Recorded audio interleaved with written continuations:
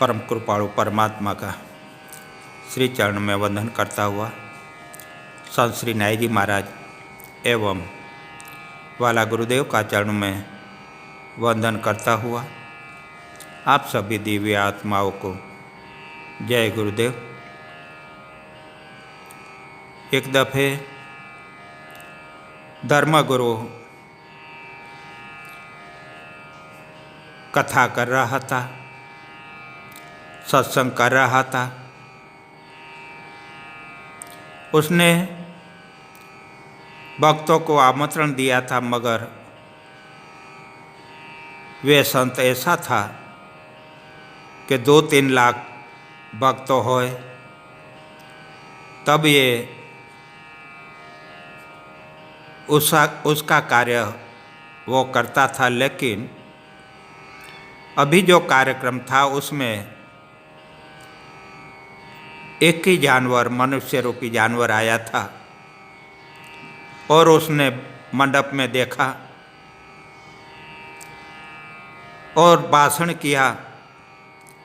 मगर भाषण पूरा हुआ तो धर्मगुरु मंच से नीचे उतरे और उन्होंने उस एकमात्र श्रोता से पूछा कि उसे उनका भाषण कैसा लगा। तो वह श्रोता बोला, महाराज मैं तो एक गरीब कम पढ़ा लिखा किसान हूँ, परंतु मैं आपसे जानना चाहूँगा कि यदि आपको 1-2 लाख जानवर नहीं मिले तो क्या आप उनका पूरा चारा एक ही जानवर के आगे डाल देंगे। यह सुनकर धर्मगुरु अपनी बगले झांकने लगे। सारांश यह है कि आप अपना भाषण श्रोता को देखकर निश्चित कीजिए, एक और अनेक का अंतर पहचानिए। ईश्वर वाणी का विषय नहीं है, उसकी व्याख्याकार और श्रोता के ज्ञान पर निश्चित की जानी चाहिए। राम का स्वरूप केवल वाणी द्वारा समझ पाना या बतला पाना असंभव है।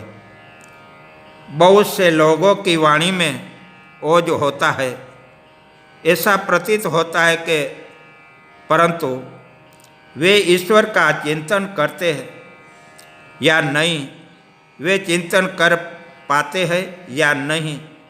वाल्मीकि ऋषि ने कहा, महाराज आपका स्वरूप बुद्धि से पर है, आपको बुद्धि के द्वारा पहचानना असंभव है।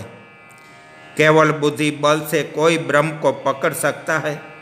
जो लोग बुद्धि के द्वारा ईश्वर को जानने का प्रयास करते हैं वे बड़ी भूल कर रहे हैं। मनवाणी से अगम अगोचर जो चाहे सो पावे, अविगत गत कछु कहत न आवे। जो गूंगे ही मीठे फल अंतर्गत ही भावे। ब्रह्म विराट है, असीम है, अनंत है। हमारी छोटी सी बुद्धि उसकी ठीक से कल्पना भी नहीं कर सकती है। और ईश्वर अखंड है, सर्वव्याप्त है और सर्व शक्तिमान है। उसके लिए हमें अपने हृदय का विस्तार करना होगा, उसे अखंड बनाना होगा। जैसे समुद्र के किनारे एक सिद्ध पुरुष चले जा रहे हैं, वहाँ थोड़ी दूरी पर 2 बालक आपस में झगड़े रहे हैं और छोटा बालक जोर जोर से रोने लगा और सिद्ध पुरुष उसके निकट गए और पूछा, बच्चे तू क्यों रो रहा है। वह बालक बोला, देखिए महात्मा, उस लड़के ने मेरी कमीज फाड़ी दी है, मेरी माँ मुझे मारेगी। साधु को दया आई, उसने उस बालक को कहा, मेरे पास बहुत सिद्धियाँ हैं, आज पहली बार मैं उनका प्रयोग करना चाहूँगा, बोल तुझे क्या चाहिए।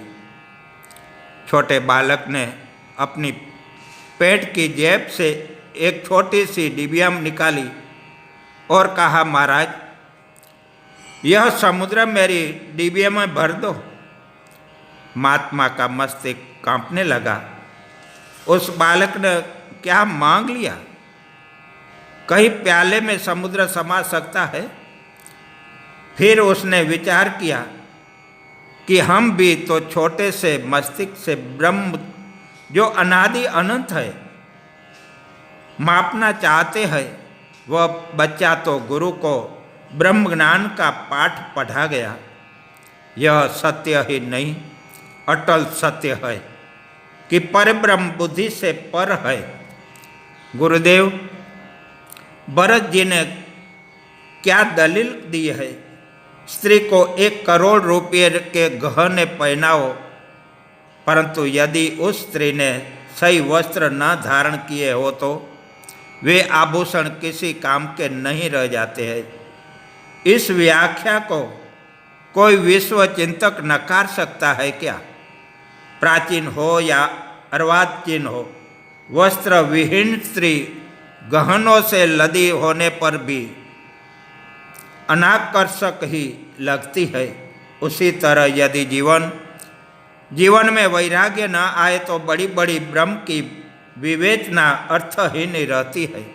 यदि त्याग नहीं है, वैराग्य नहीं है, तो ब्रह्म का विचार निरर्थक हो जाता है।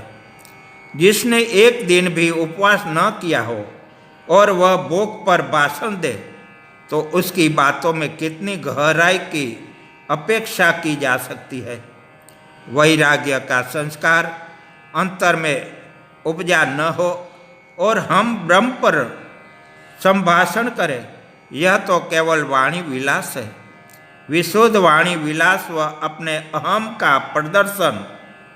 ईश्वर के साथ अंतर का तार जोड़िए, फिर ईश्वर के स्वरूप के बारे में सोचिए। यदि अंतर का तार नहीं जुड़ा है तो हमारा व्याख्यान कोरी बकवाद है। उदाहरण लीजिए, एक वकील साहब है, नई नई ऑफिस बनाई हुई है।